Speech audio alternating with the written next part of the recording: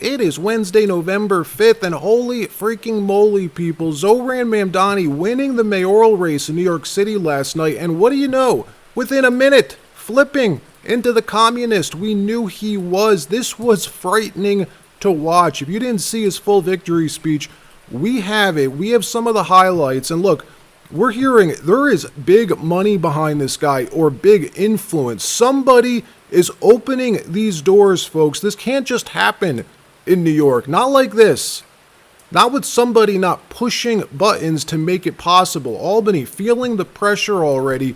What in the world's happening here? The president responding with 4 words, and so it begins.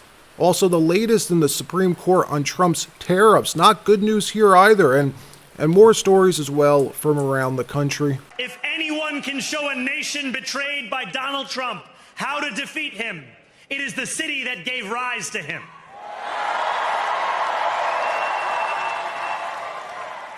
And if there is any way to terrify a despot, it is by dismantling the very conditions that allowed him to accumulate power. This is not only how we stop Trump, it's how we stop the next one. So big wins for Democrats across the board last night, sweeping the races, albeit all of them in blue cities and states. The results, not unexpected, but the sheer size of the wins, the margins were much larger than we thought. Even the race for AG in Virginia, Democrat Jay Jones winning that AG race. That's the candidate who was caught wishing for the murder of conservative children. Yes, Jay Jones won last night. The new top law enforcement officer in the state of Virginia said that. Wished his opponents, wished conservative children would be killed. What is happening here? In New York City, Zohran Mamdani beating Andrew Cuomo by more than 10 points, delivering his victory night speech and stunning viewers, scaring the living crap out of Democrats, moderate, normal Democrats who voted for him, doing this complete character swap in front of our eyes. Dozens of Democrats now coming out and distancing themselves from him for months. He's been on the campaign trail, this guy, doing interviews, acting and pitching himself as this likable, calm, measured person, admitting he's a socialist, yes, but calling himself a democratic socialist in this like schoolboy type tone, acting very non-threatening. Well, folks, all of that changed the second he won last night. If you could imagine Hugo Chavez mixed with Bane from Dark Knight, that's what we saw him transform into live on stage in front of our eyes, telling New Yorkers and the country, prepare for a new age in America, one that dismantles capitalism, dismantles the system that gave rise to Donald Trump, bringing something better in its wake, where we take from the wealthy, destroy the system that allows someone to even become wealthy, the promise of America that allows someone to acquire property, resources, and power. Zohran says, no more. That's over. Watch. And if there is any way to terrify a despot, it is by dismantling the very conditions that allowed him to accumulate power. This is not only how we stop Trump, it's how we stop the next one. So Donald Trump, since I know you're watching, I have 4 words for you. Turn the volume up.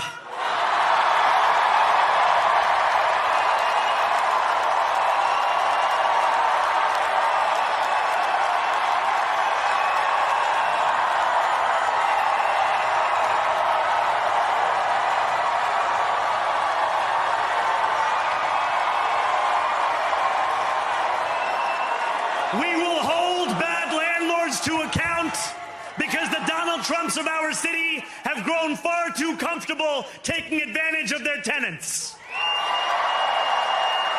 We will put an end to the culture of corruption that has allowed billionaires like Trump to evade taxation and exploit tax breaks.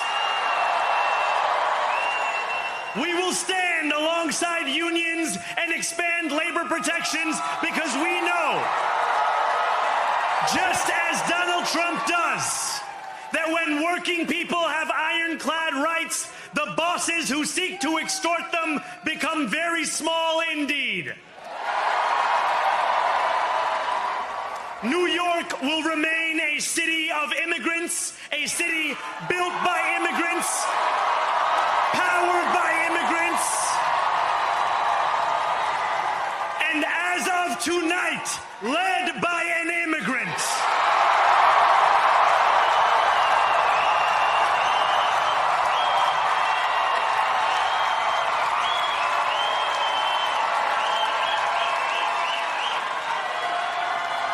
So hear me, President Trump, when I say this.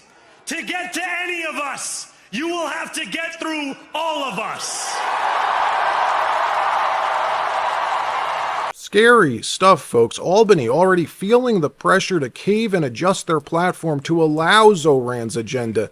Look, none of what he's promising can happen without Albany on board, without the governor changing her platform to raise taxes. Well, somehow, that's now on the table.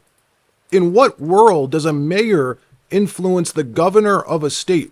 Money and power, folks. Somebody is making this possible. Somebody's opening doors for this guy. Last night, Alex Soros, the heir apparent to George Soros' empire, posting on X with him last night, with Zohran last night, writing, "So proud to be a New Yorker. The American dream continues. Congrats to the next mayor."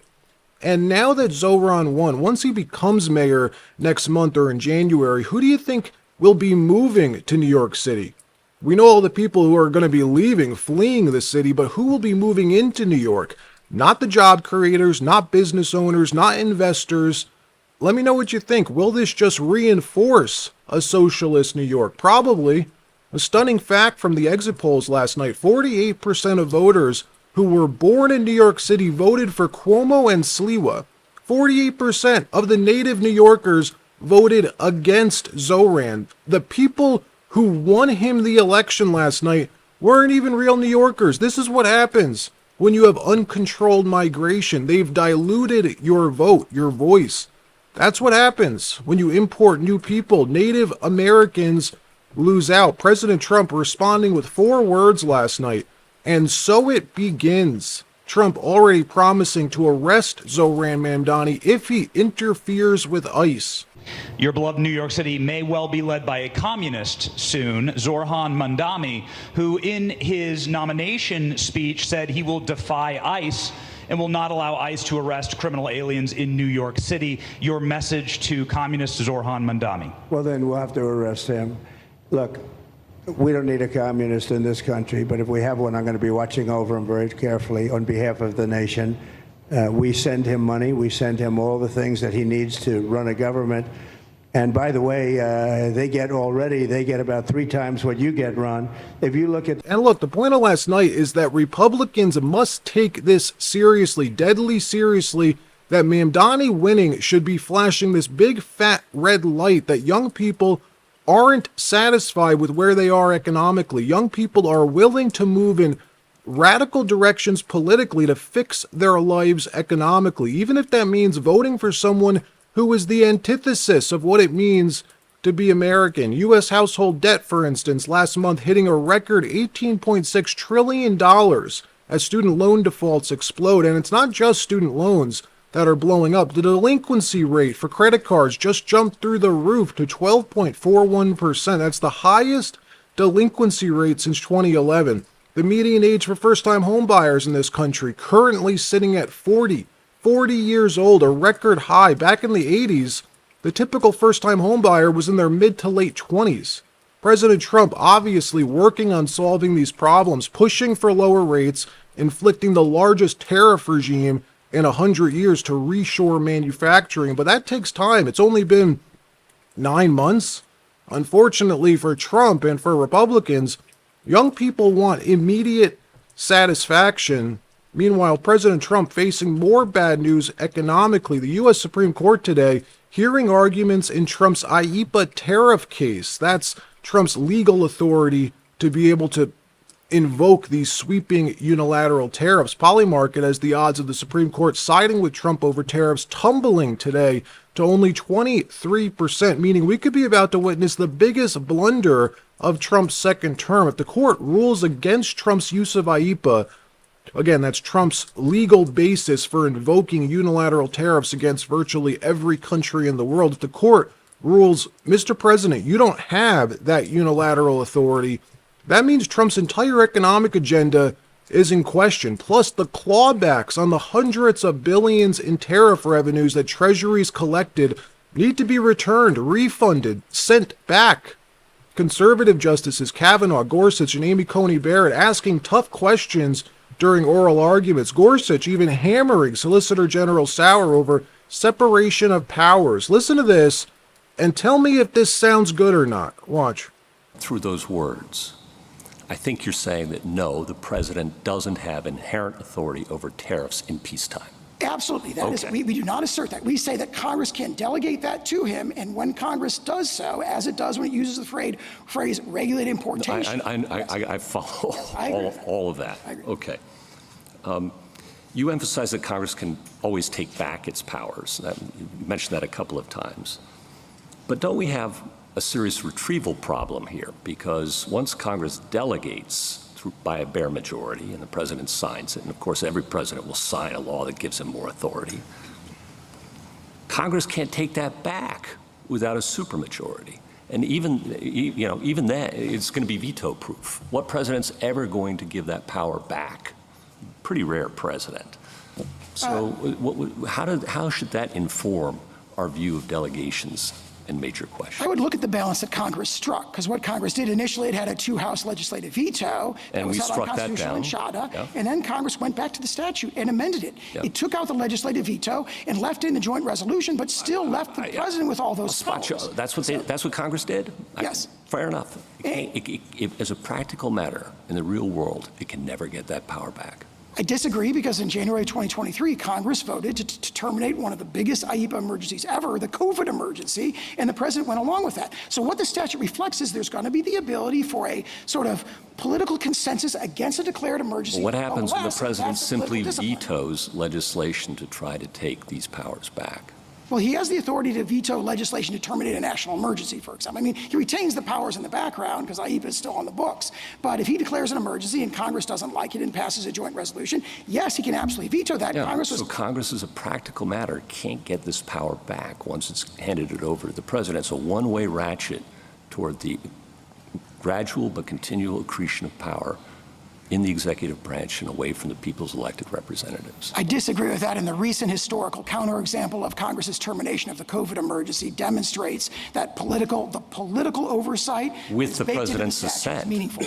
Now, the Trump team does have a plan B if things don't go their way. For months, they've been weighing using other laws as contingency plans to replace these IEEPA tariffs if they do lose in court. This includes deploying this never-before-used provision in the Trade Act of 1974. It's Section 122, which allows for tariffs of up to 15% for 150 days to address trade imbalances with other countries. Doing that would at least buy some time for the president to figure out individualized tariffs for each major trading partner under a different provision of that same law, Section 301, which is used to counter unfair foreign trade practices. All of this, though, up in the air right now. It's why Trump needs a win, a big win, and soon.